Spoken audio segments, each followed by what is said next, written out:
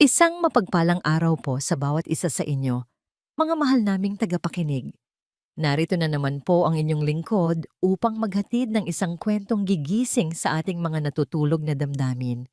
Sabi nila, ang bawat tahanan ay may itinatagong kwento.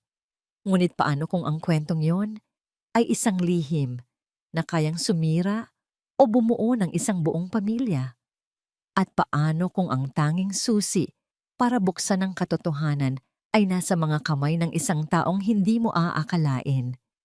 Halina't pakinggan natin ang kwento ng Villa Esmeralda. Sa gitna ng malawak na salas, isang larawan ang tila humihigop sa lahat ng liwanag at atensyon. Ito ang unang napansin ni Liwayway Alcantara sa pagtapak niya sa marmol na sahig ng Villa Esmeralda. Isang babaeng may ngiting sinliwanag ng umaga, ngunit may bahid ng lungkot sa kanyang mga mata. Napakaganda niya. Tila isang diwata na napadpad sa mundo ng mga mortal. Hawak ang luma niyang bag na may lamang iilang pirasong damit at sandamakmak na pangarap para sa pamilya sa probinsya.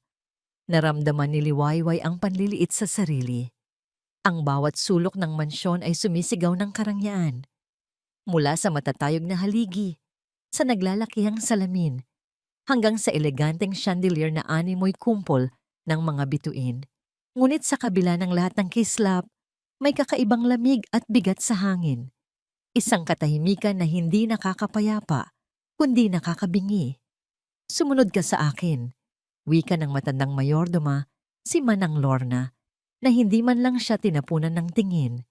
Ang boses nito ay kasing tigas ng mga muebles na nalagpasan nila. Sinundan niya ito, bawat hakbang ay maingat, takot na makabasag ng kahit anong hindi niya kayang bayaran. Ito na ang simula ng bago niyang buhay. Ang trabahong ito, ang pag-asa ng kanyang mga kapatid. Kailangan niyang maging maayos. Kailangan niyang magtagal. Habang naglalakad sila patungo sa hagdanan, isang malakas, ngunit kontroladong boses ang pumigil sa kanila. Siya na ba ang bago? Napalingon si Liwayway. Mula sa itaas ng malawak na hagdanan, isang lalaki ang dahan-dahang bumababa. Nakasuot ito ng mamahaling business suit, perpekto ang gupit ng buhok at matikas ang tindig. Ngunit ang mga mata nito, doon tumatak ang lahat. Ang mga matang yon ay tila nakakita na ng napakaraming bagay, ngunit wala nang ganang tumingin pa. Pagod, malungkot, malamig. Opo, Senyor Gideon, siya po si Liwayway. Sagot ni Manang Lorna, bahagyang nakayuko. Tumayo si Gideon Montenegro sa harap niya. Mas matangkad dito sa malapitan, at ang presensya nito ay tila kayang punuin ang buong silid. Tiningnan siya nito mula ulo hanggang paa. Isang tingin na walang emosyon, na para bang sinusuri ang isang bagay na bibilhin. Ako si Gideon Montenegro, sabi nito sa baritonong boses. Gawin mo lang ang trabaho mo at magkakasundo tayo. Ang tanging hinihiling ko sa bahay na ito ay kaayusan at katahimikan. Malinaw ba? Oo po, sir. Halos pabulong na sagot ni Liwayway. Hindi makatingin ng diretso sa mga mata nito. Tumangulang ito at nagpatuloy sa paglakad. Dala-dala ang bigat ng buong mundo sa kanyang mga balikat. Nang makalayo na si Gideon, doon lang nakahinga ng maluwag si Liwayway. Ngunit ang ginhawang iyon ay panandalian lang. Mula sa likod ng isang malaking haligi, isang maliit na anino ang lumabas. Isang batang lalaki, mga 8 taong gulang, na may hawak na laruang kotse. Ang mukha nito ay parang isang anghel. Ngunit ang mga mata nito ay kasing lungkot ng sa kanyang ama. Lumuhod si Liwayway para magpantay sila. Hello, sabi niya sa pinakamalumanay niyang boses. Ako si Liway. Ikaw, anong pangalan mo? Tiningnan lang siya ng bata. Walang salita. Walang ngiti. Tanging isang titig na malalim at puno ng pag-iingat. Siya si Lino, ang uniko hiho ni Senyor Gideon. Bulong ni Manang Lorna sa likod niya. Huwag mo nang subukang kausapin. Matagal na siyang hindi nagsasalita. Parang may kung anong tumusok sa puso ni Liwayway. Isang batang ganito kaguwapo sa isang bahay na ganito kalaki, ngunit nababalot ng ganitong klaseng kalungkutan. Hindi pinansin ni Lino ang pagbati niya. Sa halip, dahan-dahan itong naglakad patungo sa gitna ng salas, patungo sa larawan ng magandang babae. Huminto ang bata sa harap ng painting.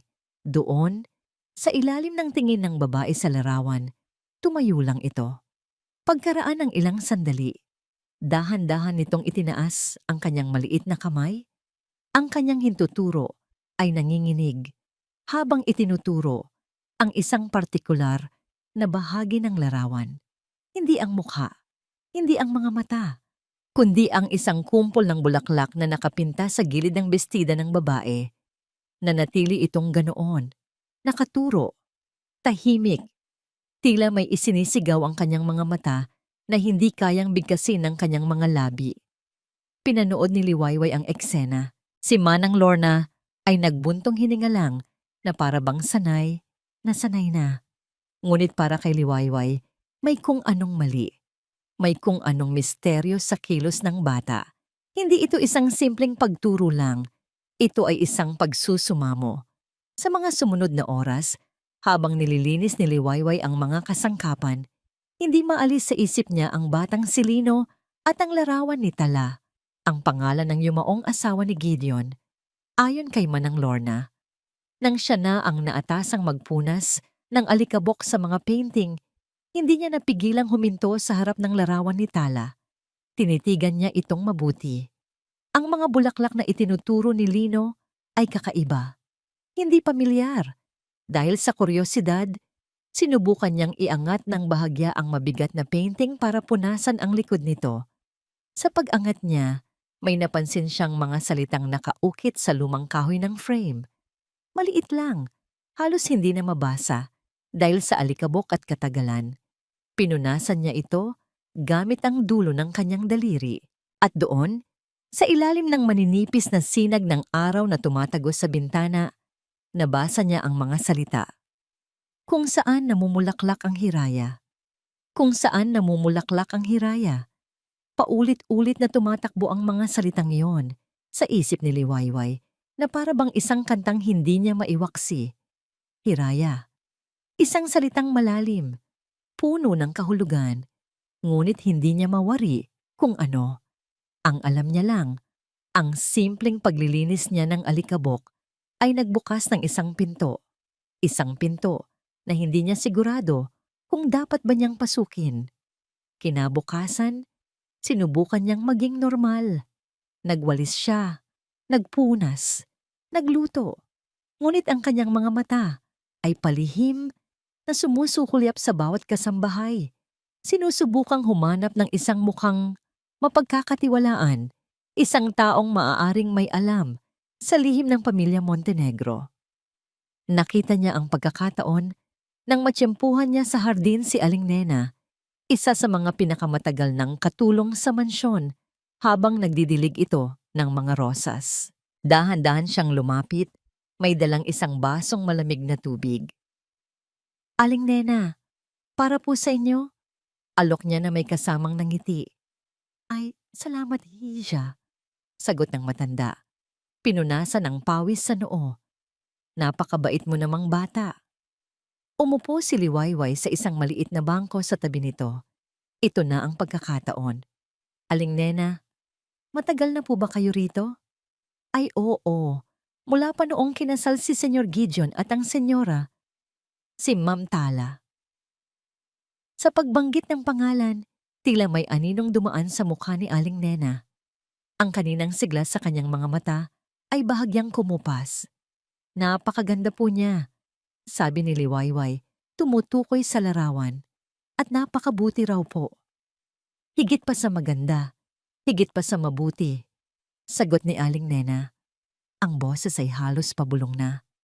Siya ang liwanag ng bahay na ito. Nang mawala siya, nawala na rin ang lahat ng kulay. Naglakas loob si Liwayway. Ano po ba talaga ang nangyari sa kanya? Biglang nabitawan ni Aling Nena ang hawak niyang pandilig. Kumalatog ito sa sementadong daanan. Ang mukha niya ay namutla. Mabilis siyang lumingon sa paligid na para bang may nakikinig sa kanila kahit silang dalawa lang ang naroon. Huwag kang magtanong ng mga bagay na matagal nang ibinaon sa limot, Hija. Nanginginig ang boses ng matanda. Mapapahamak ka lang. Pero Aling Nena, may nakita po kasi ako sa likod ng painting niya. May nakasulat na Hiraya. Hindi na niya natapos ang kanyang sasabihin. Hinawakan ni Aling Nena ang kanyang braso. Ang pagkakahawak ay mahigpit at malamig. Huwag mong buhayin ang mga patay, liwayway. Mariin nitong sabi. Ang mga mata ay nanlalaki sa takot. Ang mansyon na ito ay may mga pader na nakakarinig at mga aninong nagmamasid. Manahimik ka na lang kung gusto mong magtagal dito. Pagkasabi niyon, mabilis na tumayo si Aling Nena. Pinulot ang pandilig at halos takbuhin ang daan pabalik sa loob ng mansyon. Iniwan si Liwayway na tulala at mas lalong nalilito. Nang magkaroon siya ng ilang minutong pahinga sa kanyang kwarto, agad niyang kinuha ang kanyang mumurahing cellphone. Nanginginig ang mga daliri niyang nag-type sa search bar. Bulaklak na Hiraya. Walang resulta. Hiraya meaning Tagalog. Lumabas ang kahulugan. Ang bunga ng pag-asa at pangarap. Maganda. Ngunit hindi pa rin sapat. Sinubukan niyang muli. Tala Montenegro Hiraya. Pharmalife Hiraya. Wala. Walang anumang bakas sa internet na para bang ang salitang iyon ay isang kodigo na tanging iilang tao lamang ang nakakaalam ng kahulugan. Napabuntong hininga siya. Ang pader ng katahimikan sa Villa Esmeralda ay mas matibay pa kaysa sa inaakala niya. Nang hapon na yon, habang nag-aayos siya ng mga libro sa estante sa salas, hindi niya maiwasang mapatitig muli sa larawan ni Tala. Ang mga mata nito sa pintura ay tila nangungusap, humihingi ng tulong. Napakabuhay, napakatotoo. Nasa kalagitnaan siya ng pagmumuni-muni nang isang malamig na boses ang bumasag sa katahimikan sa likod niya. May problema ba sa lalarawan, Miss Alcantara? Halos mapatalon sa gulat si Liwayway. Paglingon niya, si Gideon Montenegro pala. Nakatayo ito roon, hindi niya namalayan ang pagdating. Ang mga mata nito ay matalim, nakatutok sa kanya. Pagkatapos ay sa painting at pabalik ulit sa kanya. Wala po, sir. Hinahangaan ko lang po. Napakaganda po kasi ni Ma'am Tala. Isang sarkastikong nangiti ang gumuhit sa labi ni Gideon. Isang nangiting hindi umabot sa kanyang mga mata. Ganoon ba? O baka naman may iba kang hinahanap? Naramdaman ni Liwayway ang pag-akyat ng dugo sa kanyang mukha. Nahalata ba siya? Alam ba nito ang pagtatanong niya? Hindi ko po kayo maintindihan, sir. Humakbang ito palapit. Bawat yabag ay mabigat at may awtoridad. Huminto ito sa tabi niya. Ang tingin ay diretso pa rin sa larawan ng kanyang asawa. Ang kaninang talim sa mga mata nito ay napalitan ng isang bagay na mas komplikado. Isang galit na nababalutan ng matinding pighati. Simple lang ang patakaran dito, Liwayway. Sabi nito, ang boses ay mahinahon, ngunit may diin. Bayad ka para magtrabaho, hindi para mag-usisa. Ang nakaraan ay nakaraan. Hayaan mo itong manatili kung nasaan ito. Patawad po, sir. Hindi na po mauulit, sabi ni Liwayway na kayuko. Tumingin ito sa kanya at sa isang saglit sa isang iglap, nakita ni Liwayway ang isang guhit ng sakit sa mga mata nito. Isang sakit na pilit tinatago sa ilalim ng maskara ng pagiging malamig at walang pakialam. Ngunit ganoon din kabilis itong nawala. Siguraduhin mo lang, wika nito bago siya tinalikuran at naglakad paalis. Naiwan si Liwayway na nanginginig ang mga tuhod. Ang takot na naramdaman niya mula kay Aling Nena ay dumoble pa dahil sa babala ni Gideon. Tama sila. May panganib sa pag-alam ng katotohanan. Gabi na nang matapos ang kanyang mga gawain. Pagod na pagod. Naglakad siya sa pasilyo patungo sa kanyang maliit na silid. Habang dumadaan siya sa tapat ng isang pinto na palaging nakakandado, ang dating silid ni Tala. Ayon sa mga bulong-bulungan, napansin niyang bahagyang nakaangat ang gilid ng maliit na carpet sa sahig. Dahil sa pagiging masinop, yumuko siya para ayusin ito. Ngunit sa ilalim ng carpet, may naramdaman siyang matigas. Dahan-dahan niyang itinaas ang alpombra. At doon, nakatago sa ilalim, ay isang bagay na kumikinang sa manilaw-nilaw na ilaw ng pasilyo. Isang luma at tansong susi. Hindi ito mukhang ordinaryo. May nakaukit itong maliit na letrang T sa dulo. Pinulot ito ni Liwayway. Ang lamig ng metal ay tila gumapang sa kanyang buong palad. Tumingin siya sa paligid. Walang tao. Pagkatapos, tumingin siya sa pinto ng kwartong nakakandado. Hawak niya ngayon sa kanyang kamay ang isang susi. Isang susi na maaaring magbukas sa silid.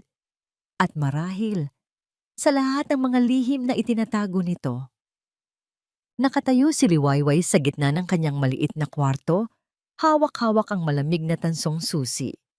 Ang bigat nito sa kanyang palad ay tila kasing bigat ng mga lihim na nakakubli sa buong mansyon.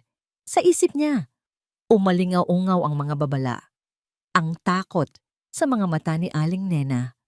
Ang diin sa bawat salita ni Senyor Gideon. Gawin mo lang ang trabaho mo. Huwag mong buhayin ang mga patay. Dapat niyang ibalik ang susi. Dapat siyang matulog at magpanggap na walang nakita. Iyon ang tamang gawin. Iyon ang ligtas na gawin. Ngunit pagkatapos ay naaalala niya ang mga mata ni Lino. Isang batang nabubuhay sa mundo ng katahimikan na ang tanging paraan ng pakikipag-usap ay ang pagturo sa isang larawan. Isang ina na ang ngiti sa pintura ay hindi kayang itago ang lungkot sa likod nito. Ang kuryosidad ay isang mapanganib na bagay. Ngunit ang habag ay mas makapangyarihan. Huminga siya ng malalim. Nagdesisyon na siya. Hinintay niyang tumahimik ang buong kabahayan. Hinintay niya ang hating gabi, kung kailan ang tanging maririnig na lang ay ang pagtiktak ng lumang orasan sa pasilyo at ang tibok ng sarili niyang puso na kumakabog sa kanyang dibdib. Dahan-dahan, walang ingay, binuksan niya ang pinto ng kanyang silid. Bawat hakbang niya sa pasilyo ay pinag-isipan. Ang bawat pag-apak sa sahig na kahoy ay isang panganib. Ang mga anino mula sa sinag ng buwan na tumatagos sa bintana ay tila mga multo na nagmamasid. Nang sa wakas ay marating niya ang pinto na palaging nakasara. Sandali siyang natigilan. Ito na yon. Isang hakbang na lang at maaaring magbago ang lahat. Nanginginig ang kamay niyang itinaas ang susi at maingat na ipinasok sa susian. Isang mahinang kalansing. Pagpihit niya, isang tunog ng kalawang at katandaan ang kanyang narinig. Isang matinis na kriik na sa katahimikan ng gabi ay parang isang sigaw. Napapikit siya, naghihintay na may makarinig, na may sisigaw ng, "Sino yan?" Ngunit wala. Tanging katahimikan. Dahan-dahan niyang itinulak ang pinto. Isang amoy ang sumalubong sa kanya. Amoy ng alikabok, ng mga bagay na matagal nang hindi nasisikatan ng araw. Ngunit sa ilalim niyon, may isang pamilyar na halimuyak.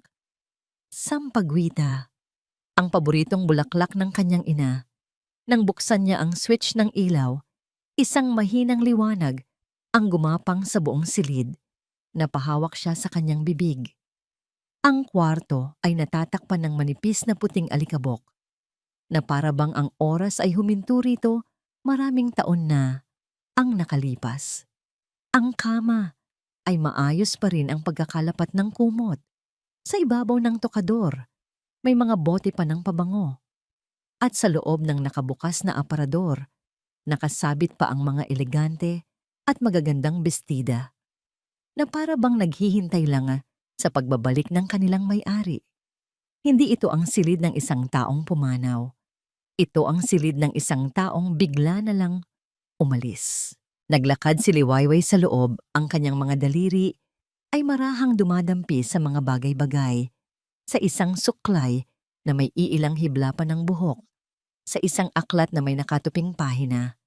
Para siyang isang magnanakaw sa isang sagradong lugar. Sa tabi ng kama, sa ibabaw ng isang maliit na mesa, may isang kahon na yari sa kahoy ng nara. Hindi ito gaanong malaki, ngunit tila may kakaibang bigat. Nang buksan niya ito, isang koleksyon ng mga alaala ang tumambad sa kanya. May mga sketch, mga guhit ng iba't ibang uri ng bulaklak, lalo na ng kakaibang bulaklak na nasa painting. May mga lumang litrato, si Tala at si Gideon noong masaya pa sila. Ang mga ngiti ay abot tenga. Si Tala habang karga-karga ang sanggol na si Lino. Sa ilalim ng mga ito may isang maliit na leather-bound diary. Nanginginig ang mga kamay niyang binuklat ito. Ang sulat kamay ni Tala ay maganda at pino. Ang mga unang pahina ay puno ng pagmamahal. Mahal na mahal ko si Gideon.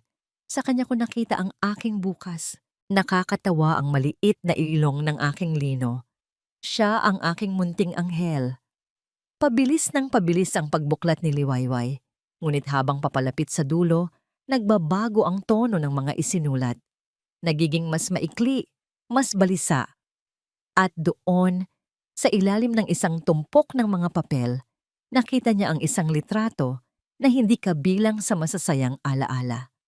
Isang litrato ni Tala, kasama ang isang lalaking pamilyar sa kanya, si Arturo Valderrama, ang business partner ni Gideon na madalas niyang makita sa mga retrato sa opisina. Sa litrato, sila ay nakatayo sa labas ng isang gusali na may nakasulat na Pharmalife Innovations. Ngunit hindi sila mukhang masaya. Si Tala ay tila galit, ang mga kamay ay nakakuyom. Si Arturo naman ay may isang nangiti sa labi, isang ngamang ngiting mapang-asar at puno ng pagbabanta. Isang kaba ang gumapang sa dibdib ni Liwayway. May mali. May napakamaling nangyayari. Binuklat niya ang diary sa pinakahuling pahina na may sulat. Ang mga letra ay magulo. Mabilis ang pagkakasulat na parabang isinulat sa gitna ng matinding takot at pagmamadali. Iilang salita lang, ngunit sapat na para manindig ang lahat ng balahibo sa kanyang katawan. Pharmalife, Valderrama. Hindi siya titigil. Kailangan kong protektahan si Lino. Para kay Gideon Montenegro, ang kanyang opisina sa loob ng Villa Esmeralda, ang kanyang santuaryo. Dito, ang lahat ay may kaayusan. Ang mga dokumento ay nakasalansan ng perpekto. Ang mga numero sa computer screen ay sumusunod sa lohika. Ang mundo sa labas ay magulo at puno ng mga emosyong hindi niya kayang kontrolin. Ngunit dito sa loob, siya ang hari. Siya ang may hawak ng lahat. Sa isang sulok ng kanyang malawak na mesa, isang monitor ang nagpapakita ng iba't ibang anggulo ng mansyon.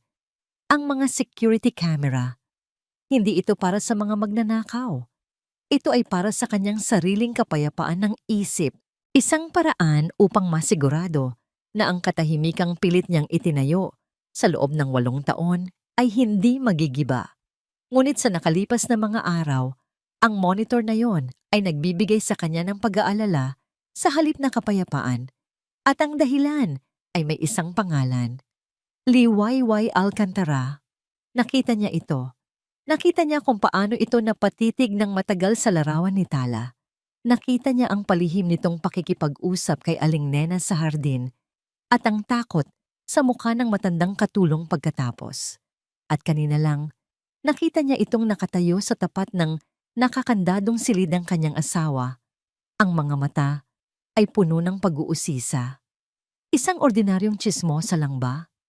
O may mas malalim na dahilan, isang inis ang nagsimulang kumulo sa kanyang kalooban. Inis na hinaluan ng isang pamilyar na kaba. Ang mga pader na itinayo niya sa paligid ng kanyang nakaraan ay nagsisimula nang magkaroon ng mga bitak at ang babaeng iyon ang tila martilyong unti-unting sumisira rito. Muli niyang ibinaling ang tingin sa monitor. Naroon si Liwaywa. Inaayos ang mga halaman malapit sa larawan. Napaka-inosente ng kanyang itsura, ngunit alam ni Gideon na ang pinakamapanganib na lason ay madalas nakatago sa pinakamagandang sisidlan, ang larawan. Ang lahat ay nagsisimula at nagtatapos sa larawang iyon. Napapikit si Gideon. Agad, bumalik ang isang alaala na pilit niyang ibinabaon sa pinakamadilim na sulok ng kanyang isipan. 8 taon na ang nakalipas. Nakaupo siya sa isang malamig na leather na upuan sa loob ng opisina ni Arturo Valderrama. Ang amoy ng antiseptic at mamahaling sigarilyo ay nangingibabaw sa hangin. Sa ibabaw ng mesa ni Arturo ay isang folder. Sa loob niyon, ang lahat ng ebidensyang tinipon ni Tala laban sa Pharmalife. Matapang ang asawa mo, Gideon, at hangal, sabi ni Arturo. May isang ngisi sa kanyang mga labi. Akala niya ba kaya niyang banggain ang isang higante? Anong gusto mo, Art? Maring tanong ni Gideon. Ang mga kamay ay nakakuyom sa ilalim ng mesa. Sumandal si Arturo sa kanyang upuan, tila isang haring nakatingin sa isang alipin. Simple lang, patahimikin mo si Tala. Patigilin mo siya. Kung hindi, huminto ito at kinuha ang isang picture frame mula sa kanyang mesa. Isang litrato ni Lino noong ito ay 5 taong gulang, masaya at nakangiti. Alam mo naman, maraming aksidente ang pwedeng mangyari sa isang batang tulad niya. Baka madulas sa hagdan o malunod sa swimming pool. Sayang naman. Sa sandaling iyon, gumuho ang mundo ni Gideon. Ang banta ay hindi lang salita. Nakita niya ito sa mga mata ni Arturo, ang kawalan ng kaluluwa, ang kakayahang gawin ang anumang sinasabi nito. Nagmulat si Gideon, ang kanyang paghinga ay mabilis at mababaw. Hanggang ngayon, nararamdaman pa rin niya ang lamig ng takot na gumapang sa kanyang likod ng mga sandaling iyon. Ang pagpili ay malinaw, kahit gaano pa kasakit ang buhay ng kanyang anak o ang katotohanan. Pinili niya ang kanyang anak at ang desisyong yon ang sumira sa kanyang pamilya, sa kanyang sarili. Biglang tumunog ang kanyang private line, isang numero na hindi nakarehistro. Nag-alinlangan siya, ngunit sinagot din ito. Hello? Isang boses mula sa kabilang linya. Pamilyar, ngunit bahagyang binago ng teknolohiya. Malamig at walang emosyon. Siguraduhin mong nakasara ang baul, Gideon. Naniga si Gideon sa kanyang kinaupuan. Kilala niya ang boses na yon. Ang boses na yon ang bumubulabog sa kanyang mga bangungot. Baka may mga daga na sinusubukang magbukas nito. Arturo, halos pabulong na, sabi ni Gideon. Ang galit ay nangingibabaw na sa kanyang takot. Isang mahinang tawa ang narinig niya. Mag-ingat ka, kaibigan. Baka ang susunod na aksidente ay hindi na lang isang babala. Tuot, tuot, tuot, nawala ang tawag. Ibinagsak ni Gideon ang telepono. Tama na, sobra na ang daga. Ang babaeng yun. Kailangan niyang paalisin si Liwayway. Ngayon din, bago pa mahuli ang lahat, buo ang desisyon, mabilis siyang tumayo. Ang bawat hakbang niya palabas ng opisina ay mabigat sa galit at determinasyon. Tatawagin niya si Manang Lorna. Ipapaempake ang mga gamit ng babae at palalayasin ito kahit hating gabi. Hindi niya hahayaang masira ang lahat dahil lang sa isang mausisang katulong. Nasa itaas na siya ng hagdanan, handa nang bumaba, nang may marinig siyang isang tunog. Isang tunog na matagal na niyang hindi naririnig sa loob ng mansyon. Isang tunog na halos kinalimutan na niya kung paano pakinggan. Isang mahinang boses na nagbabasa ng kwento. At pagkatapos, isang tawa. Isang mahinang pigil, ngunit totoong tawa ng isang bata. Dahan-dahan, lumapit siya sa barandilya at sumilip sa ibaba. Doon, sa sahig, sa tabi ng sofa, nakaupo si Liwayway na may hawak na aklat pambata. At sa tabi niya, nakasandal sa kanyang balikat ay si Lino, ang kanyang anak na hindi nagsasalita, hindi ngumingiti, hindi nagpapakita ng anumang emosyon. Ngunit ngayon, Ang mga labi nito ay nakaawang sa isang ngiti. Isang tunay, malawak na ngiti habang nakaturo sa mga makukulay na larawan sa libro. Natigilan si Gideon. Ang galit sa kanyang dibdib ay biglang napalitan ng isang bagay na mas komplikado. Isang pagkalito, isang kirot, ang babaeng itinuturing niyang panganib, ang babaeng kailangan niyang paalisin para protektahan ang kanyang anak. Siya rin ang dahilan kung bakit, sa unang pagkakataon, sa loob ng napakahabang panahon, nakita niyang muling ngumiti ang batang iyon. Nakatayo lang siya roon, sa dilim, isang anino na nagmamasid. Ang desisyong kanina lang ay napakalinaw. Ngayon ay nagkawatak-watak na. Paano niya itataboy ang nag-iisang tao na tila kayang abutin ng kanyang anak sa mundong binuo nito ng katahimikan? Ang ngiti ni Lino ay isang imaheng hindi mabura sa isip ni Liwayway. Iyon ang naging panggatong niya, ang nagbigay sa kanya ng lakas ng loob na suungin ang panganib. Ang babala ni Sr. Gideon ay malinaw, ngunit ang tawag ng katotohanan at ang pag-asang maibalik ang ngiti sa mga labi ng isang batang nalunod sa kalungkutan ay mas malakas. Nang sumunod na araw, humingi siya ng isang araw na pahinga. Idinahila ng isang kamag-anak na kailangan niyang dalawin sa Maynila. Puno ng pag-aalinlangan, pumayag si Manang Lorna. Bago umalis, maingat na itinupi ni Liwayway ang iilang pahina mula sa diary ni Tala at ang pinakamalinaw na sketch ng kakaibang bulaklak. Isinilid niya ito sa kanyang pitaka na para bang ito ang pinakamahalagang kayamanan sa mundo.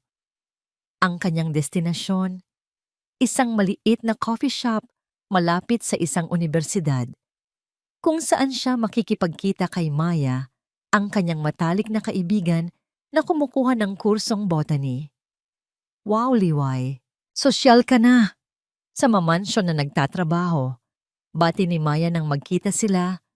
Ang ngiti nito ay kasing init ng kapeng in-order nila. Ngumiti lang si Liwayway, ngunit hindi nito maitago ang kaba sa kanyang mga mata. Matapos ang ilang minutong kumustahan, inilabas niya ang mga nakatuping papel. Maya, kailangan ko ng tulong mo, sabi niya. Ang boses ay bahagyang nanginginig. Alam mo ba kung anong bulaklak ito? Kinuha ni Maya ang sketch. Agad na nawala ang mapaglarong ngiti sa kanyang mukha at napalitan ito ng matinding interes. Dahan-dahan niyang sinuri ang bawat detalye ng guhit. Grabe! Bulong ni Maya. Ang mga mata ay nanlalaki sa pagkamangha. Sinong gumuhit nito? Napakagaling! Bawat detalye, ang hugis ng talulot, ang pagkakaayos ng mga dahon, pati ang maliliit na ugat. Perpekto, para itong kuha mula sa isang textbook. Sa tingin mo, anong pangalan nito? Tanong ni Liwayway, halos hindi humihinga. Sumimsim muna si Maya sa kanyang kape. Ang tingin ay hindi pa rin inaalis sa papel. Iyan ang problema, Liway. Sa lahat ng napag-aralan ko, sa lahat ng librong nabasa ko, ngayon ko lang nakita ang bulaklak na ito. Hindi ito pamilyar. Isang shiwang ang dumaan sa puso ni Liwayway. Ito na ba ang dulo ng kanyang paghahanap? Pero teka, sabi ni Maya, na tila may naisip. Inilabas nito ang kanyang laptop. Subukan natin sa university database. Baka isang rare species na hindi pa gaanong dokumentado. Mabilis na nag-type si Maya. Ang mga daliri ay sanay na sanay sa keyboard. Lumipas ang ilang minuto ng paghihintay na para bang isang oras para kay Liwayway. Tanging ang tunog ng pag-type at ang mahinang musika sa coffee shop ang maririnig. Wala sa local database. Sabi ni Maya, kumunot ang noo. Wala rin sa Southeast Asian Floral Registry. Teka, biglang huminto si Maya. Nag-zoom in ito sa isang lumang artikulo. Isang research paper na naka-archive sa isang international journal. Ang artikulo ay tungkol sa mga undiscovered flora sa mga isolated na isla sa Pilipinas. At doon, Sa isang maliit, medyo malabong litrato, naroon ang bulaklak. Ito na, halos pasigaw na, sabi ni Maya. Ano yan? Anong pangalan? Nagmamadaling tanong ni Liwayway. Umiling si Maya. Wala itong opisyal na pangalan. It's an undocumented species of the hibiscus family. Ayon sa researcher na sumulat nito, isang beses lang niya itong nakita. Sa isang partikular na lugar lang daw ito tumutubo. Saan? Tanong ni Liwayway. Ang puso niya ay kumakarera na. Ikinasa ni Maya ang mapa sa kanyang screen. Itinuro niya ang isang maliit na tuldok sa gitna ng karagatan, malayo sa mga pangunahing isla. Dito, sabi ni Maya, isang maliit, pribadong isla. Bihira ang nakakapunta roon. Ang pangalan ng islang, nakatala sa lumang mapa ng researcher, ay Isla Hiraya. Sa sandaling iyon, tila huminto ang mundo ni Liwayway. Hiraya. Ang salitang nakaukit sa likod ng painting. Ang salitang isinulat ni Tala. Ang painting. Ang pagturo ni Lino. Ang sulat sa likod ng frame. Kung saan namumulaklak ang Hiraya. At ngayon, isang islang may parehong pangalan. Kung saan tumutubo ang isang bulaklak na walang ibang nakakakilala. Hindi ito pwedeng maging isang pagkakataon lang. Ang lahat ng piraso ng puzzle ay biglang nagkabit-kabit sa kanyang isipan. Bumubuo ng isang larawan na parehong nakakagulat at nakakatakot. Hindi namatay si Tala Montenegro. Itinago siya. O marahil, nagtago siya. At ang painting, ang bulaklak, ang salitang Hiraya. Iyon ang kanyang mensahe. Iyon ang kanyang mapa. Iyon ang kanyang sigaw ng tulong na sa loob ng 8 taon, tanging ang kanyang munting anak lang ang nakakarinig. Liway? Okay ka lang? Namumutla ka? Tanong ni Maya, puno ng pag-aalala. O, pilit na nangiti ni Liwayway habang mabilis na inaayos ang kanyang mga gamit. Ang utak niya ay tumatakbo na. Salamat, Maya. Malaking tulong ito. Kailangan ko nang umalis. Nagmamadali siyang nagpaalam at lumabas ng coffee shop. Iniwan si Maya na nagtataka. Ang kaba sa kanyang dibdib ay napalitan ng isang kakaibang tapang. Kailangan niyang bumalik sa mansyon. Kailangan niyang gumawa ng paraan. Habang naglalakad siya patungo sa sakayan ng jeep, isang pakiramdam ng pagiging obserbado ang gumapang sa kanyang likuran. Lumingon siya, ngunit wala namang kakaiba. Mga estudyante, mga naglalakad. Ipinagsawalang bahala niya ito bilang paranoia lang. Nakasakay na siya ng jeep at pauwi na. Habang nakatingin sa labas ng bintana, sinubukan niyang buuin ang mga susunod na hakbang sa kanyang isip. Paano niya sasabihin ito? Kanino siya lalapit? Sa salamin sa gilid ng driver, isang itim na kotse ang nahagip ng kanyang mga mata. Tinted ang mga salamin nito. Hindi niya ito pinansin sa una. Ngunit nang lumiko ang jeep, lumiko rin ito. Nang huminto ang jeep para magbaba, huminto rin ito sa di kalayuan. Isang malamig na takot ang nagsimulang kumalat sa kanyang mga ugat. Pinilit niyang pakalmahin ang sarili. Nagkakataon lang siguro.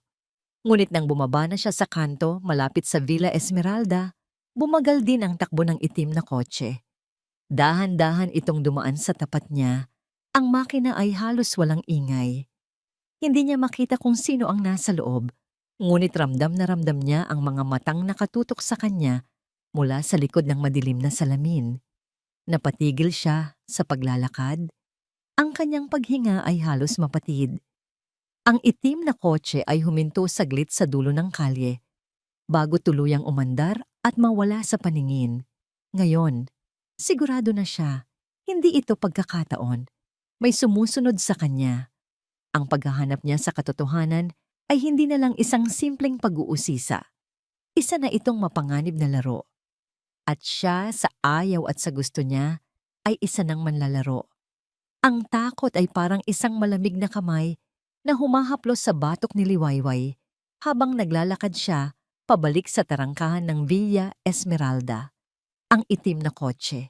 Ang mga matang hindi niya nakita ngunit naramdaman. Bawat hakbang niya papasok sa mansyon ay tila isang hakbang papalapit sa bibig ng leon. Pinilit niyang maging normal. Ngumiti siya sa gwardiya.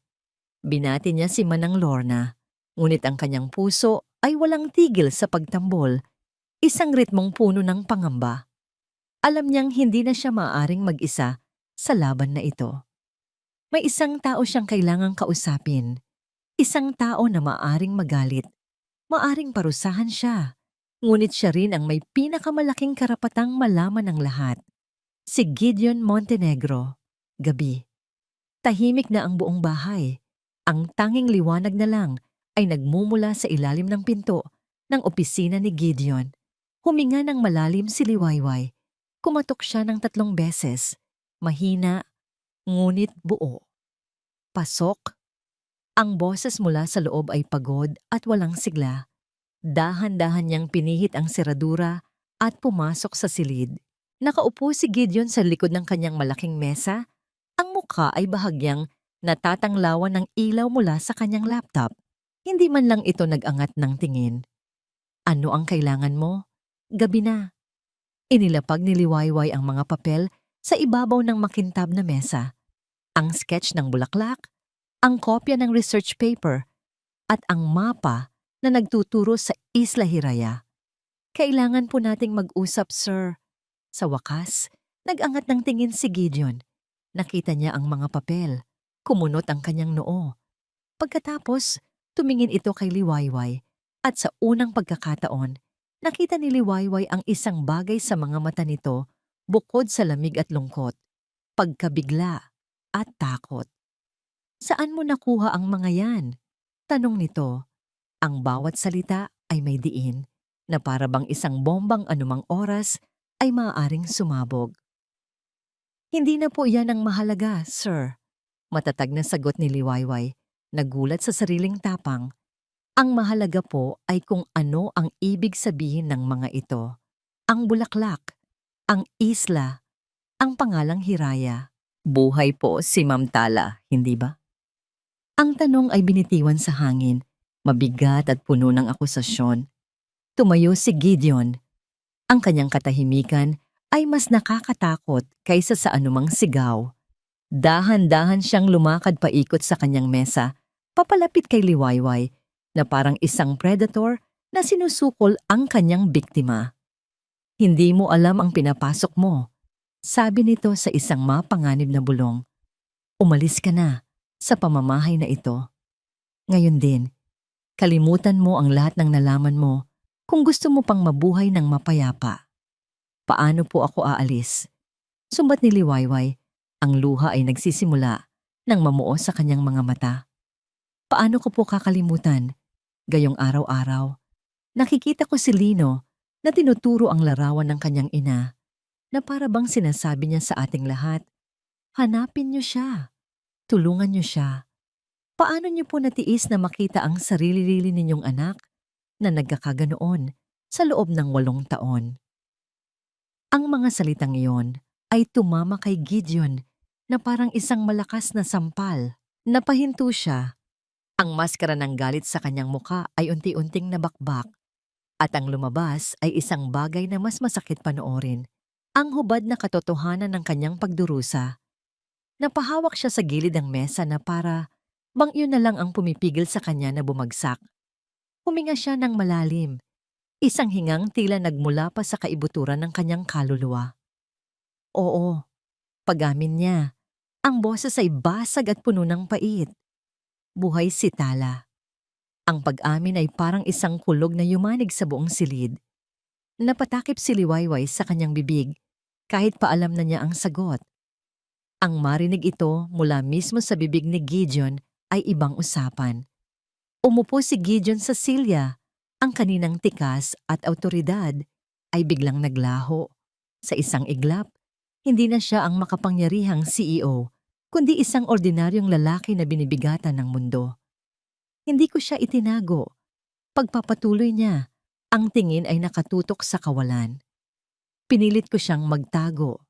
At doon, Nagsimula siyang magkwento. Ang kwento ng pagtuklas ni Tala sa mga ilegal na gawain sa Pharmalife, ang pagtatangka nitong ilabas ang katotohanan, at ang pagbabanta ni Arturo Valderrama. Hawak niya ako sa leeg, liwayway, sabi ni Gideon. Ang boses ay puno ng pagsisisi. Ipinakita niya sa akin ang mga litrato ng mga tauhan niyang palihim na sinusundan si Lino. Sa eskwelahan, sa parke, sinabi niya sa akin, isa lang sa kanila ang pipiliin mo, Gideon. Ang asawa mong bayani o ang anak mo. Anong gagawin ko? Anong gagawin ng isang ama? Ang mga luhang kanina pa, pinipigilan ni Liwayway ay tuluyan ng bumagsak. Ang galit na nararamdaman niya para kay Gideon ay napalitan ng isang bagay na mas malalim. Awa. Kaya pumayag ako sa plano niya. Dagdag ni Gideon, itatago namin si Tala sa isang lugar na walang sino mang makakaalam. Ipapaalam sa lahat na namatay siya sa isang aksidente. Kapalit ng kanyang pananahimik, ang kaligtasan ni Lino. Ang Isla Hiraya, bulong ni Liwayway. Tumango si Gideon. Isang islang pag-aari ng pamilya namin na matagal nang inabandona. Doon ko siya itinago mula sa mundo, mula sa sarili naming anak. Hinilamos niya ang kanyang mga palad sa mukha. Ang bigat ng 8 taong pagkakasala ay halatang halata. Araw-araw, sabi niya, araw-araw, pinapatay ko ang sarili ko sa pag-iisip kung tama ba ang desisyon ko. Araw-araw, nakikita ko ang pagkawala ng liwanag sa mga mata ng anak ko at alam kong ako ang dahilan. Ako. Isang katahimikan ang bumalot sa kanila. Isang katahimikang puno ng sakit, pagsisisi, at 8 taon ng mga luhang hindi iniyak. Biglang, sa gitna ng katahimikang yon, tumunog ang telepono sa mesa ni Gideon. Ang kanyang private line. Nagkatinginan sila ni Liwayway, parehong may masamang kutob. Dahan-dahang inangat ni Gideon ang telepono. Gideon! Sabi ng boses sa kabilang linya. Ang boses na narinig niya sa kanyang bangungot. Ang boses ni Arturo Valderrama. May naramdaman akong kakaiba sa hangin, Gideon. Tila may nagbabago sa ihip nito. Nanigas ang buong katawan ni Gideon. Napatingin siya kay Liwayway. Ang mga mata ay nanlalaki sa takot. Sana'y wala kang ginagawang mangmang. Pagpapatuloy ni Arturo, ang boses ay kalmado, ngunit puno ng pagbabanta. Dahil alam mo kung sino ang unang masasaktan kapag nagsimulang humangin ng malakas. Hindi ba, kaibigan? Ang mga salita ni Arturo Valderrama ay parang kamandag na nanatili sa hangin ng opisina. Matagal pagkatapos, ibaba ni Gideon ang telepono. Napasuntok si Gideon sa kanyang mesa. Isang suntok na hindi nagpakita ng lakas, kundi ng kawalan ng pag-asa. Wala na, bulong niya sa sarili. Alam na niya. Nahuli na niya tayo bago pa man tayo magsimula. Ang pader na kanyang itinayo sa loob ng 8 taon ay gumuho na. Ang takot na minsan nang nagtulak sa kanya na isuko ang asawa ay muling bumabalik. Mas malakas, mas nakakaparalisa. Napaupo siya, ang mukha ay isinubsob sa kanyang mga palad. Talo na naman siya. Ngunit sa pagkakataong ito, hindi siya nag-iisa sa silid. Hindi pa po. Isang boses ang bumasag sa kanyang pag-iisip. Nag-angat ng tingin si Gideon. Nakatayo roon si Liwayway. Ang mga luha ay tuyo na sa kanyang pisngi, napalitan ng isang determinasyon na hindi niya inaasahan. Ang mga mata nito, bagamat may bahid pa rin ng takot, ay nagniningning sa katatagan. Hindi pa po tayo talo, sir. Pag-uulit niya. Ang tawag niya ay isang pahiwatig. Hindi pa niya alam ang lahat, pero nakakaramdam na siya. Ibig sabihin, may oras pa tayo. Kaunti na lang, pero meron pa. Ang simpleng lohika sa mga salita ni Liwayway ay parang isang sampal na gumising kay Gideon mula sa kanyang pagkataranta. Tumingin siya sa babae, isang simpleng kasambahay na ilang araw pa lang niyang kilala. ngunit tila mas matapang pa kaysa sa kanya. Sa isang iglap, isang matinding hiya ang kanyang naramdaman. Hiya sa sarili niyang kaduwagan. Tumayo siya. Mas matatag na ngayon. Ang takot ay naroon pa rin, ngunit sa ilalim nito, isang bagong apoy ang nagsimulang mag-alab. Ang apoy ng isang ama na pagod ng matakot. Tama ka, sabi ni Gideon. Ang boses ay mas buo na. Kailangan nating kumilos. Ngayon na. Ang sumunod na oras ay ginugol nila sa pagbuo ng isang plano. Ang opisina ni Gideon, na dati simbolo ng kanyang pag-iisa, ay naging isang war room.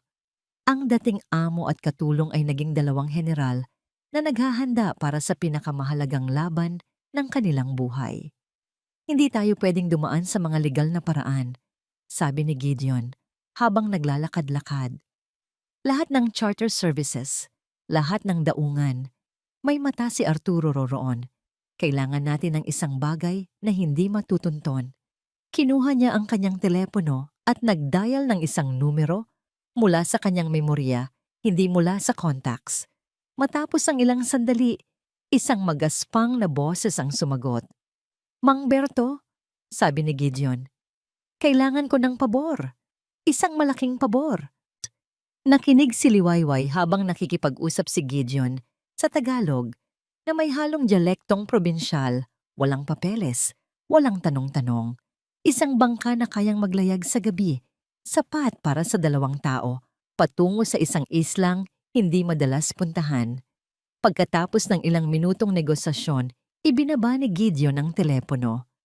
Bukas ng madaling araw, sabi niya kay Liwayway, may maghihintay sa atin sa isang maliit at abandonadong daungan sa Batangas. Siya na ang bahala sa lahat. Ngayon, si Liwayway naman. Kailangan ko pong gumawa ng dahilan para makaalis ng hindi naghihinala si Manang Lorna at ang iba pa. Anong gagawin mo? Tatawag po ako sa bahay mamaya. Sasabihin ko na biglang nagkasakit si nanay at kailangan kong umuwi sa probinsya ng ilang araw. Ito lang ang paraan para hindi sila magtanong pa. Tumango si Gideon, humahanga sa bilis ng pag-iisip ng dalaga. Ang lahat ay unti-unting nabubuo. May panganib, ngunit meron na ring pag-asa. Nang matapos ang lahat ng paghahanda, isang katahimikan ang muling namayani sa pagitan nila. Hating gabi na, ang adrenaline ay unti-unti nang nawawala at ang bigat ng kanilang gagawin ay muling bumabalik. Liwayway, basag ni Gideon sa katahimikan. Ang boses ay mas mahinahon na ngayon. Tumingin siya sa dalaga, hindi na bilang amo, kundi bilang isang tao na may malaking utang na loob. Bakit mo ginagawa ito? Pwede kang umalis na lang. Pwede mong sabihin na wala kang alam. Bakit mo isinusugal ang buhay mo para sa pamilyang hindi mo naman kaano-ano? Tumingin si Liwayway sa labas ng bintana, sa madilim na hardin ng mansyon. Dahil po nakita ko kung paano ninyo tingnan si Lino kapag akala ninyo ay walang nakakakita. Mahinang sagot niya. Nakita ko po ang lungkot sa mga mata ninyo. Nakapareho ng lungkot sa mga mata niya. Walang sino man, lalo na ang isang bata, ang dapat magdala ng ganoong kabigat na pasanin. Humarap siya kay Gideon at dahil po naniniwala ako na hindi pa huli ang lahat para ayusin ang mga nasira. Isang bagay ang natinag sa loob ni Gideon.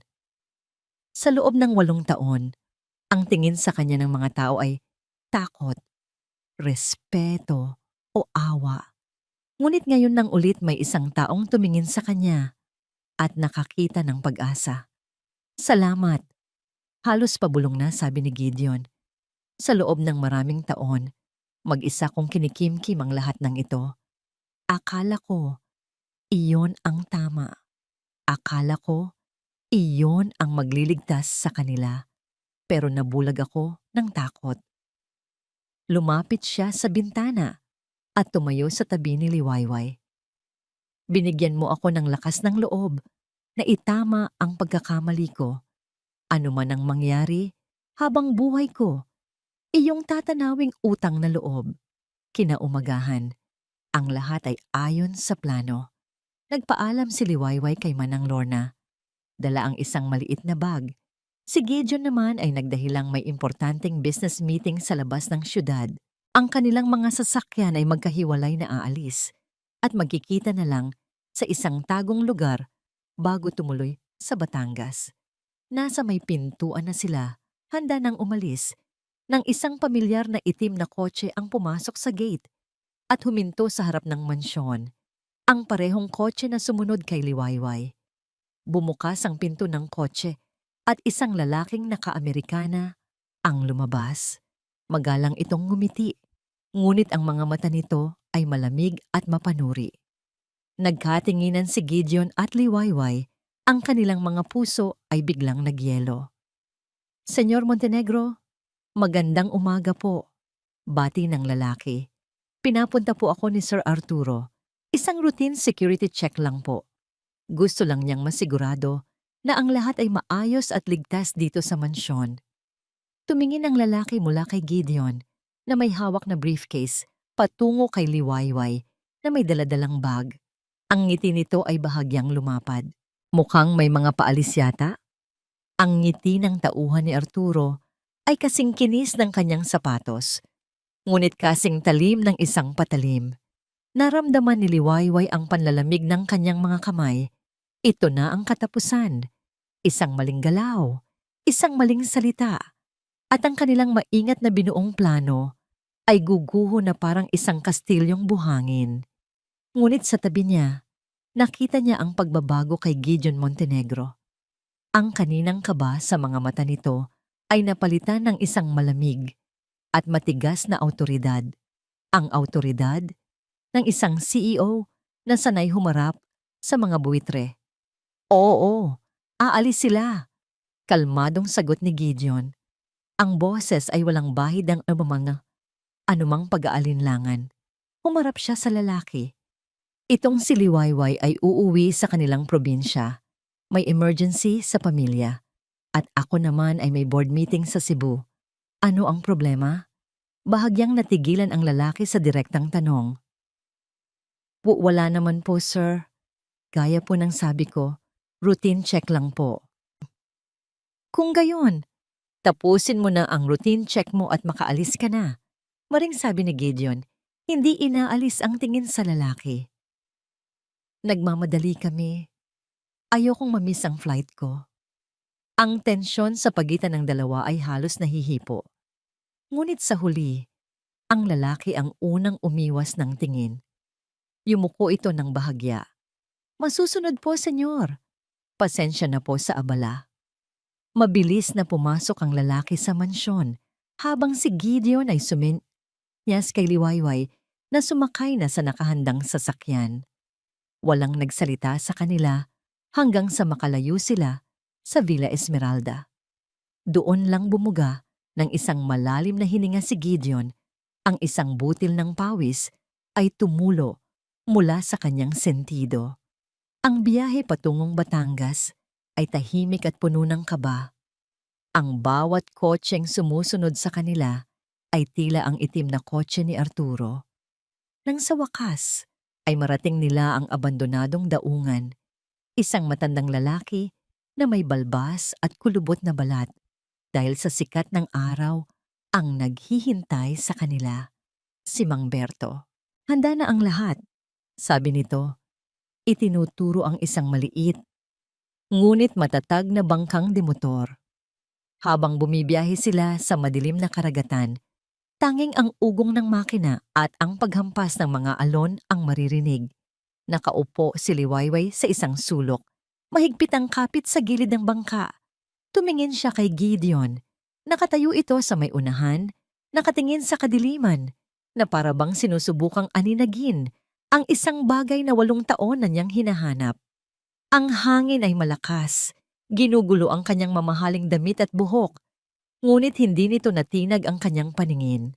Sa liwanag ng buwan nakita ni Liwayway ang pananabik, ang takot, at ang pag-asa na naglalaban-laban sa kanyang mukha. Matapos ang tila walang katapusang paglalayag, Isang anino ng isang isla ang unti-unting nabuo sa abot-tanaw. Habang papalapit sila, nagsimulang makita ni Liwayway ang mga puno ng niyog, ang puting buhangin at ang makapal na gubat. Ito na ang Isla Hiraya. Nang tumapak ang kanilang mga paa sa dalampasigan, isang kakaibang katahimikan ang sumalubong sa kanila. Ito ay isang paraiso na hindi pa nagagalaw ng sibilisasyon. Dito, sa gilid ng gubat, nakita ni Liwayway ang mga ito.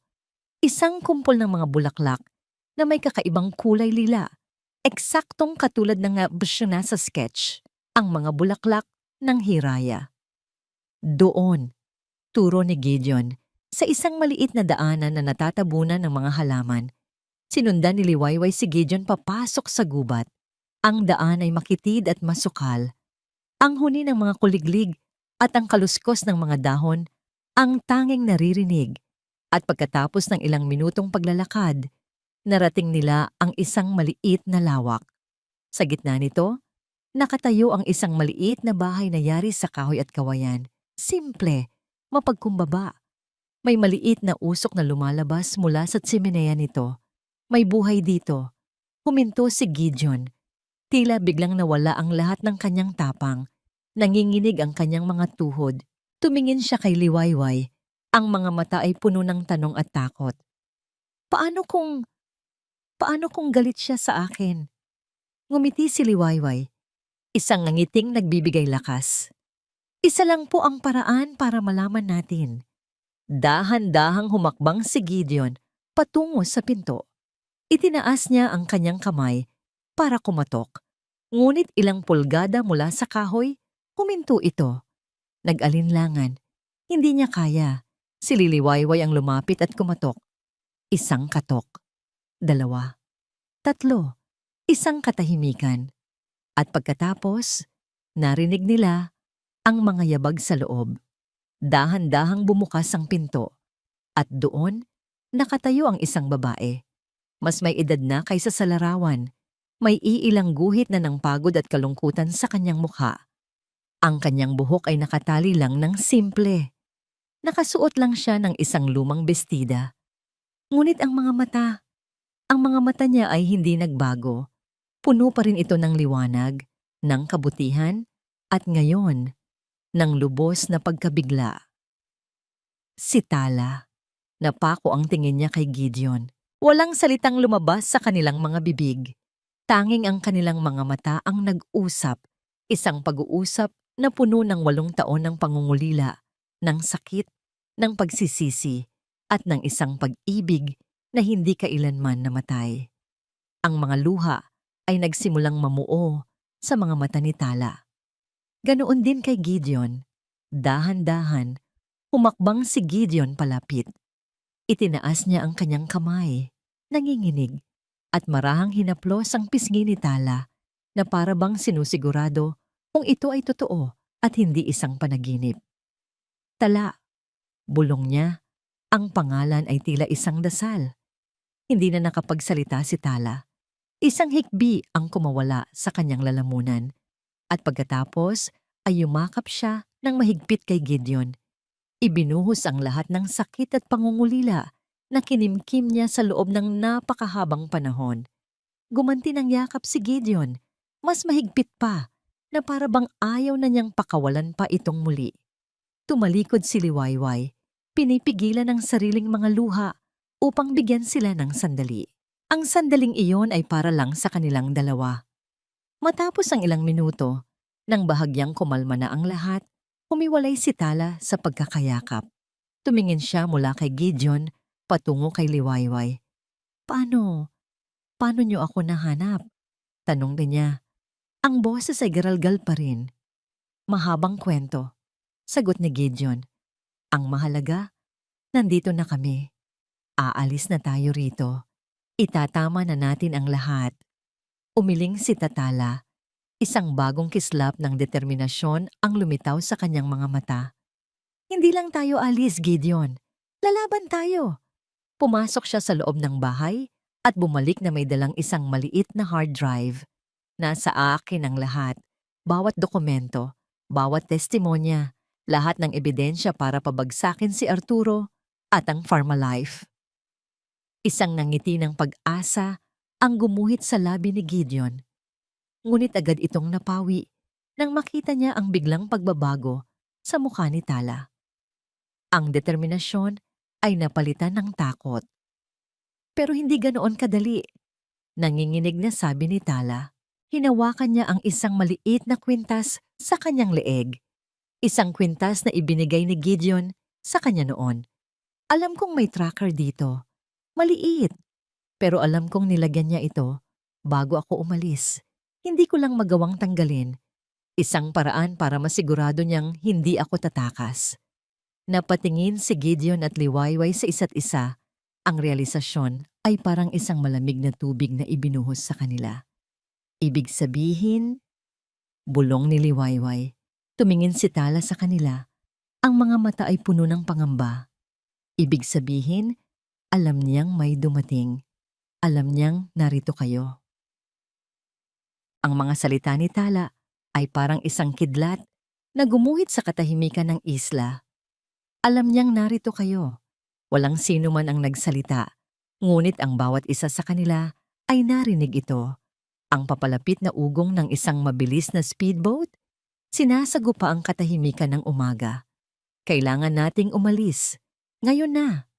Sigaw ni Gideon. Hinila ang kamay ni Tala.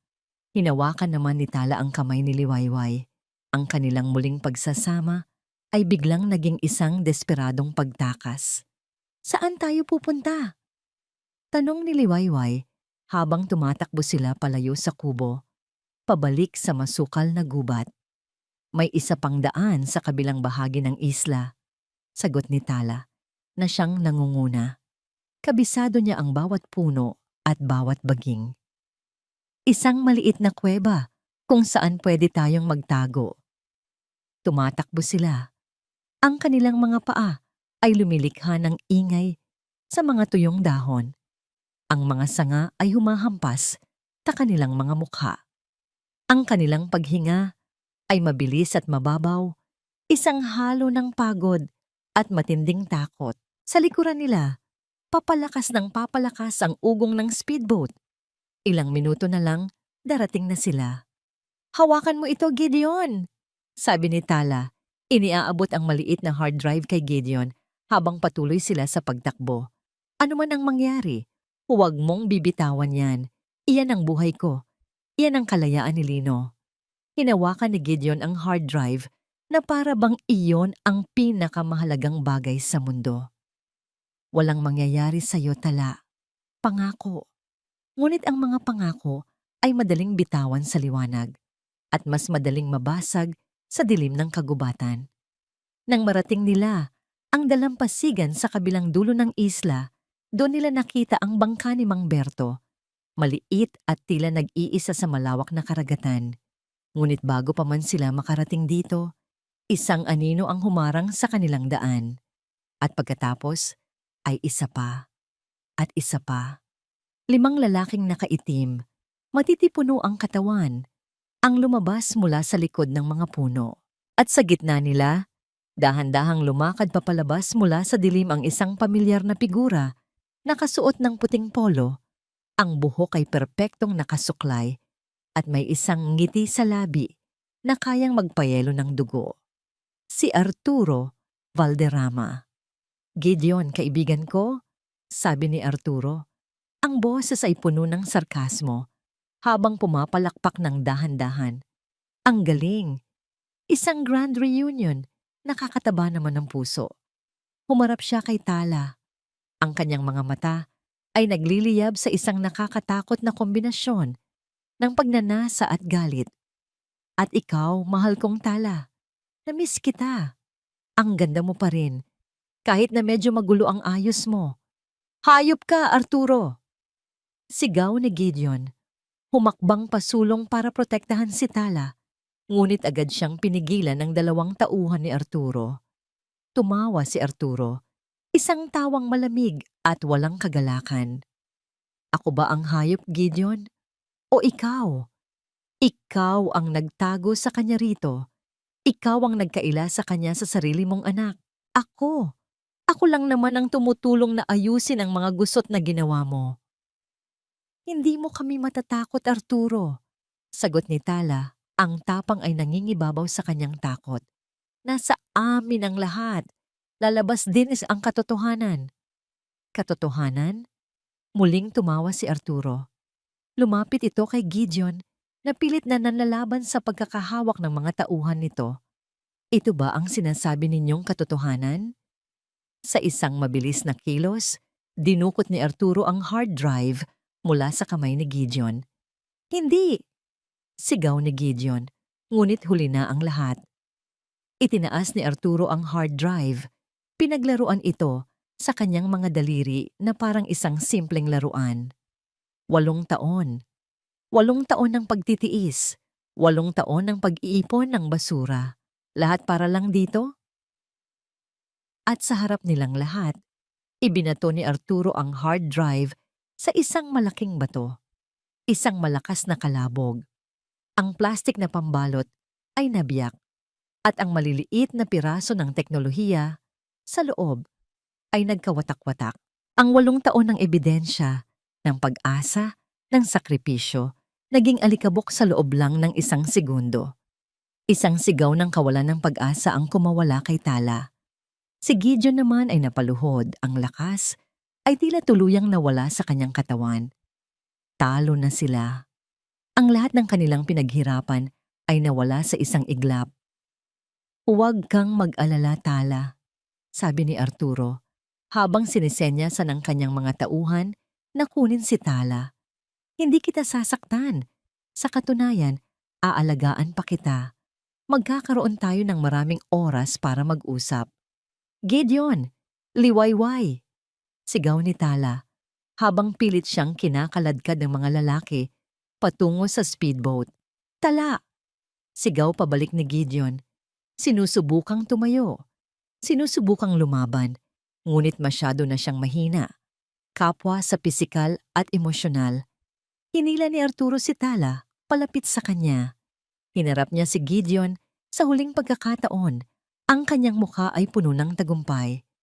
Salamat sa pagdala sa akin sa huling piraso ng puzzle, Gideon, sabi niya.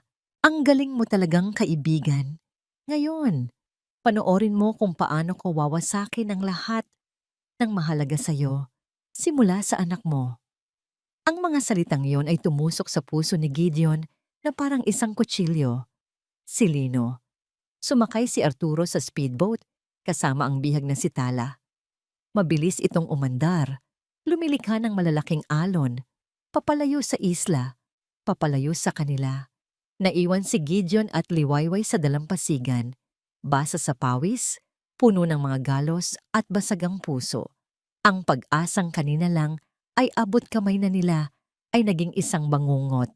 Ang tanging naririnig na lang ay ang paghampas ng alon sa dalampasigan at ang unti-unting paghina ng ugong ng papalayong speedboat. Nawala na si Tala. Nawala na ang ebidensya. At ang kanilang anak, si Lino, ay nasa panganib. Lahat ay nawala. Ang biyahe pabalik mula sa Isla Hiraya ay isang paglalayag sa dagat ng kawalan ng pag-asa. Wala nang nagsalita. Si Mang Berto ay nagmamaneho ng tahimik. Ramdam ang bigat ng kabiguan. Si Liwayway ay nakaupo sa isang sulok. Nanginginig pa rin. Hindi dahil sa lamig ng hangin, kundi dahil sa lamig ng takot. Ngunit ang pinakamasakit panoorin ay si Gideon. Nakaupo siya na parang isang estatwang bato. Ang tingin ay nakatutok sa papasikat na araw. Ngunit halatang hindi niya ito nakikita. Ang kanyang mga mata ay blanko.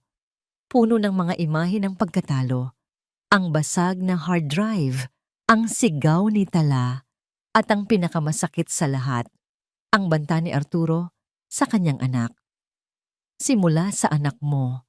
Ang mga salitang yon ay umuulit-ulit sa kanyang isipan na parang isang sirang plaka. Bawat ulit ay mas masakit kaysa sa nauna. Nabigo siya.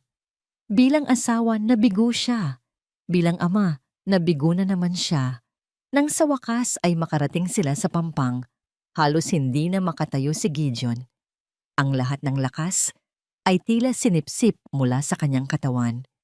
Tinulungan siya ni Liwayway na makasakay sa kotse. Anong gagawin natin, sir? Basag ni Liwayway sa katahimikan habang bumibiyahe sila pabalik sa Maynila. Ang kanyang boses ay puno ng pag-aalala. Umiling si Gideon. Wala na. Wala na tayong magagawa. Nakuha na niya ang lahat. Ang tanging magagawa ko na lang ay ibigay ang gusto niya, ang kumpanya, ang pera, lahat, para lang huwag niyang galawin si Lino. Ang pagsuko sa boses ni Gideon ay masakit pakinggan. Ang leon ay nawalan na ng ngipin at pangilid. Hindi po pwede, mahinang sagot ni Liwayway. Kung gagawin niyo po yan, habang buhay na kayong magiging bihag niya, habang buhay na kayong matatakot. Ano pa bang pag-asa ang natitira, Liwayway? Halos pasigaw na, sabi ni Gideon. Ang pighati ay nagiging galit na. Nakita mo, sinira niya ang lahat sa harap natin. Katahimikan. Tanging ang tunog ng makina ng kotse ang maririnig. Pinunasan ni Liwayway ang kanyang mga luha. Kailangan niyang maging matatag. Para sa kanila. Para kay Tala. Para kay Lino. Sinubukan niyang mag-isip. Pilit niyang binalikan ang lahat ng nangyari. Bawat detalye, bawat salita. Si Ma'am Tala, sabi niya. Biglang may naisip. Madiskarte po siyang tao, hindi ba? Matalino. Maingat. Hindi po ako makapaniwala na ilalagay niya ang 8 taon ng kanyang buhay sa iisang hard drive lang. Tumingin si Gideon sa kanya, walang emosyon. Anong punto mo? Naalala ko po ang sinabi niya noon sa diary. Lagi kang gumawa ng kopya ng mga pinakamahalagang bagay. Baka lang po, meron pa. Isang maliit na kislap ang gumuhit sa mga mata ni Gideon, ngunit agad din itong nawala. Saan? Saan naman niya ilalagay? Hinalughog na ng mga tao ni Arturo ang buong mansyon noon. Walang nakita. Isang lugar na hindi nila may isip. Sagot ni Liwayway, ang kanyang utak ay mabilis na nag-uugnay ng mga bagay-bagay. Isang lugar na laging nasa harap lang natin. Nang makarating sila sa Villa Esmeralda, madaling araw na. Tahimik ang lahat. Dumiretso sila sa salas. Sa gitna ng dilim, tanging ang malaking larawan ni Tala ang tila may sariling liwanag. Ano ang ginagawa natin dito? Tanong ni Gideon. Pagod na. Ang huling baraha, sir, sabi ni Liwayway. Lumapit siya sa painting. Tumingala siya sa nakangiting mukha ni Tala. Naalala niyo po ba ang nakasulat sa likod ng frame? Kumunot ang noo ni Gideon. Kung saan namumulaklak ang hiraya. Pagpapatuloy ni Liwayway. Akala ko po ang ibig sabihin noon ay ang Isla Hiraya. Pero paano kung may dalawa itong kahulugan? Ano ang ibig mong sabihin? Ang Hiraya ay hindi lang pangalan ng isla, sabi ni Liwayway. Ito rin ang pangalan ng bulaklak. Ang bulaklak na itinuturo ni Lino. Ang bulaklak na nakapinta mismo sa larawan. Dahan-dahan, nauunawaan na ni Gideon. Ang lugar kung saan namumulaklak ang hiraya ay hindi lang ang isla. Bulong ni Liwayway, ang kanyang boses ay nanginginig sa excitement. Ito rin, mismo ang painting. Sa tulong ni Gideon, maingat nilang ibinaba ang mabigat na painting mula sa pagkakasabit nito sa pader. Sa unang tingin, wala silang nakitang kakaiba. Isang ordinaryong pader lang, ngunit hinawakan ni Liwayway ang bahagi ng pader kung saan nakatapat ang pininturahan ng mga bulaklak ng hiraya. Kumatok siya. Isang tunog na iba. Hindi solid. May laman sa loob. Gamit ang isang maliit na letter opener mula sa kalapit na mesa, sinundot ni Gideon ang isang manipis na siwang sa pagitan ng wallpaper.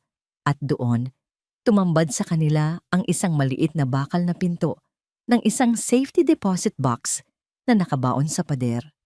Nagkatinginan sila, halos hindi makapaniwala.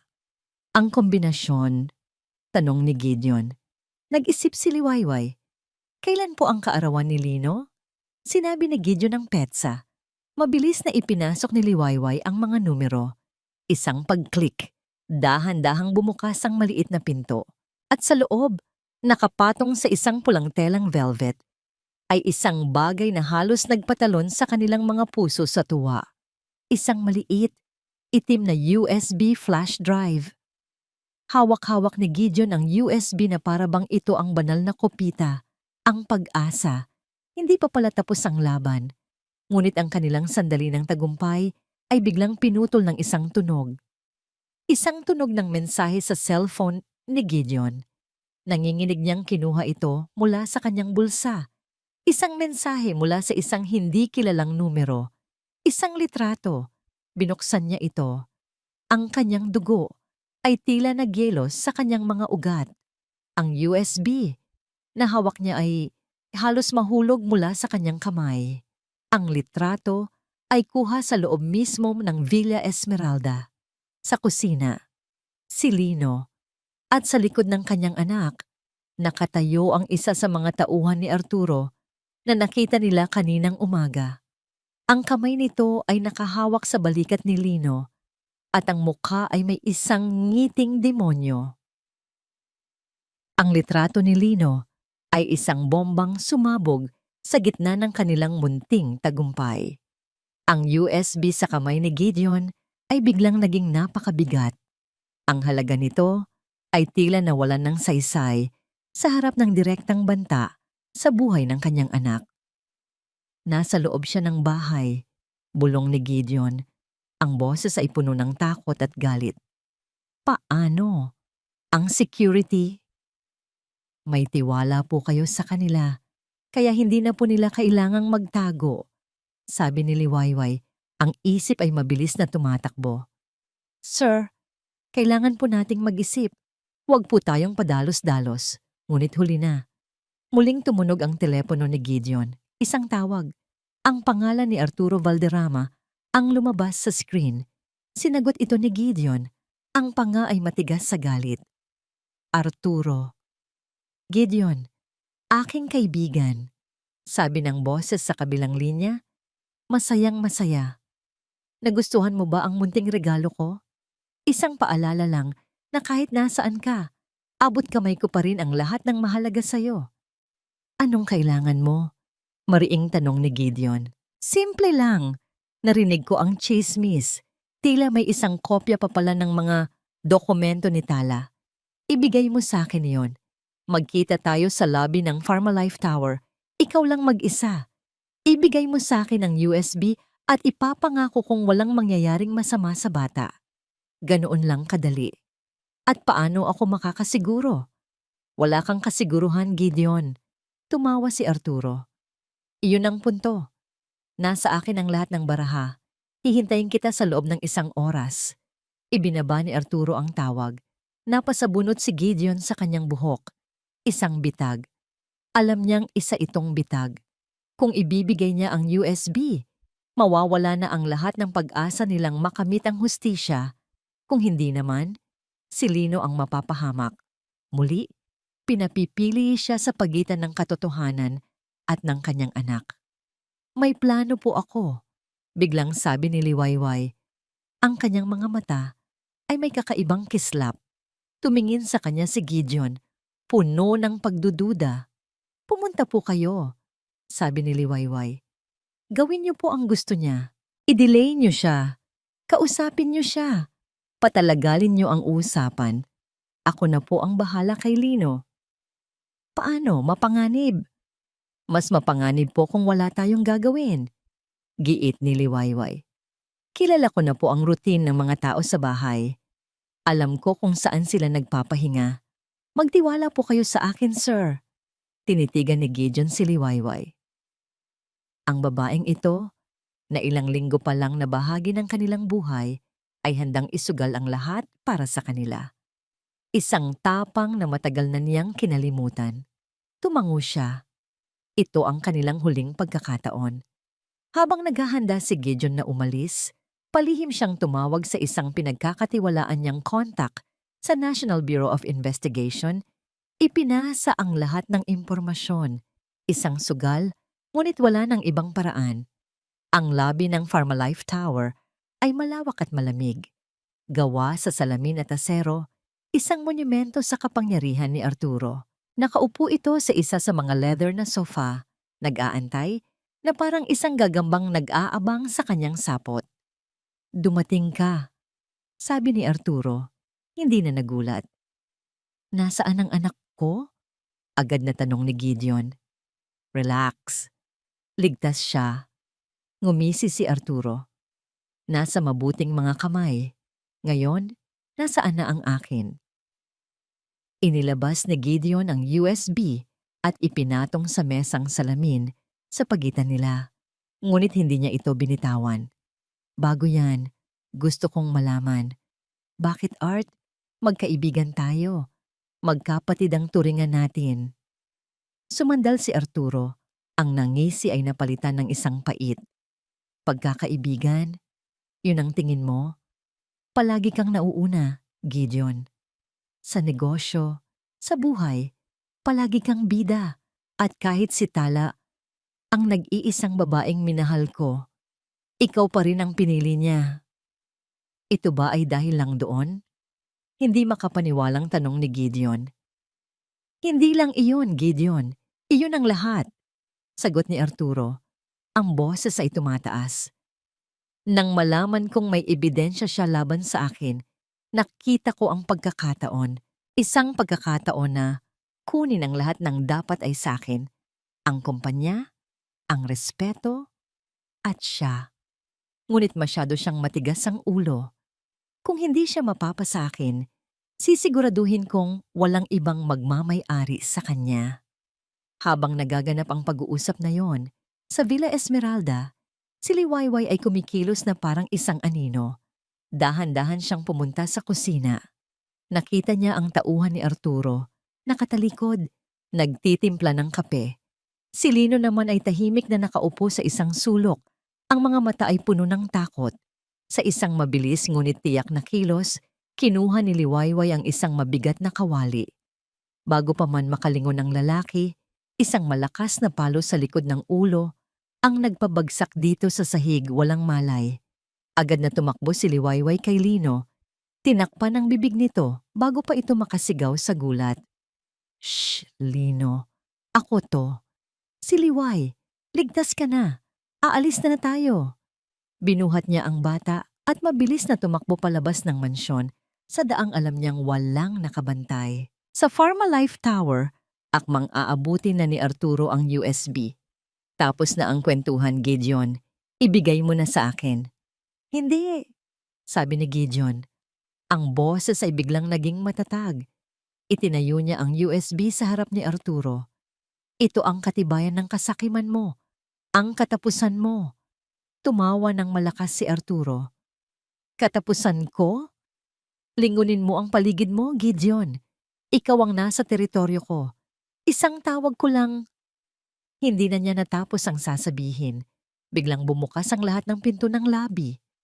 Mga armadong ahente ng NBI, nakauniforme, ang mabilis na pumasok, ang kanilang mga baril ay nakatutok kay Arturo at sa kanyang mga nakapaligid na tauhan. Ang mukha ni Arturo ay nagbago mula sa pagiging kampante tungo sa lubos na pagkabigla at galit. "Paano? Tapos na ang laro, Arturo," sabi ni Gideon. Tumatayo. Sa gitna ng kaguluhan, isang pamilyar na boses ang sumigaw. "Gideon!" Napalingon si Gideon. Kasama ng mga ahente, naroon si Tala. Ligtas. Ang kanyang mukha ay puno ng luha at ginhawa. Na-rescue siya mula sa isa sa mga safe house sa ni Arturo. Nagkatitigan sila sa gitna ng lobby. Ang distansya sa pagitan nila ay tila naglalaho. Ang 8 taon ng paghihintay, ng sakit, ay papalapit na sa katapusan. "Suko na!"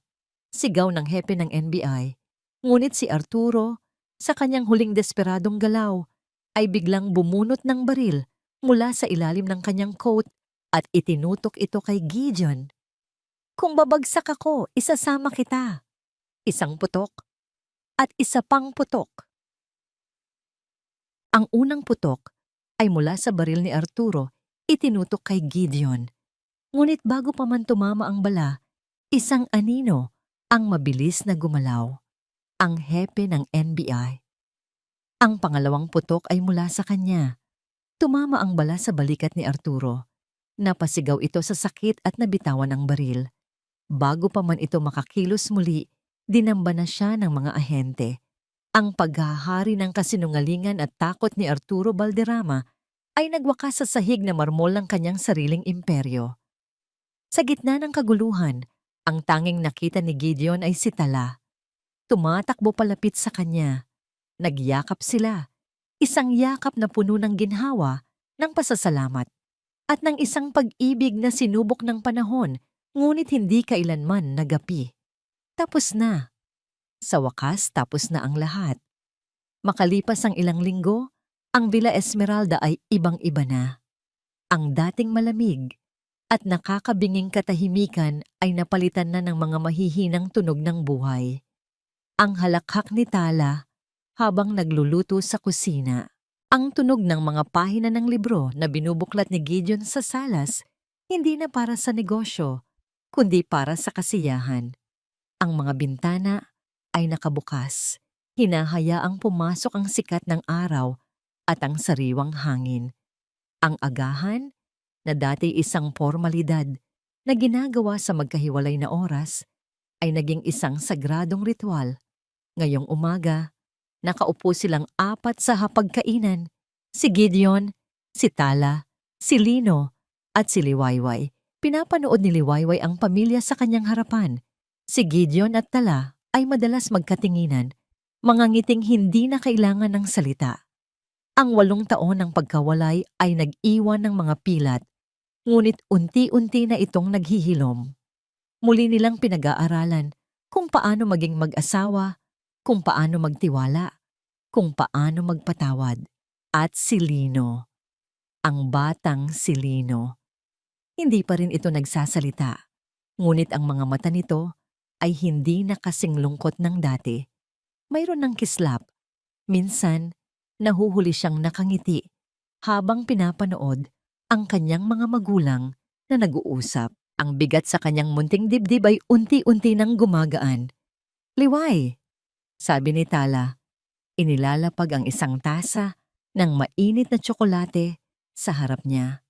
"Napag-usapan namin ni Gideon." Tumingin si Gideon sa kanya.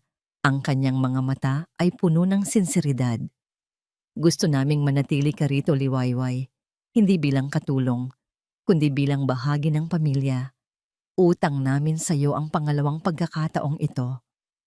Isang mainit na pakiramdam ang gumapang sa puso ni Liwayway. Ito ang pamilyang hindi niya inaasahan. Ito ang tahanang natagpuan niya sa hindi inaasahang pagkakataon. Ngunit sa kabila ng alok, alam niya sa kanyang sarili kung ano ang dapat niyang gawin.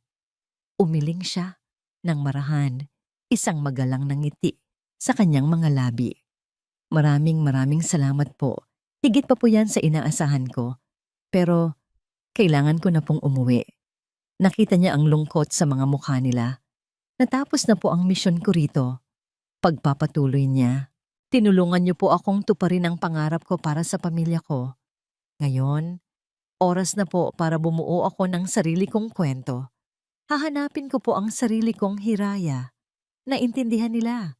May lungkot, ngunit may respeto.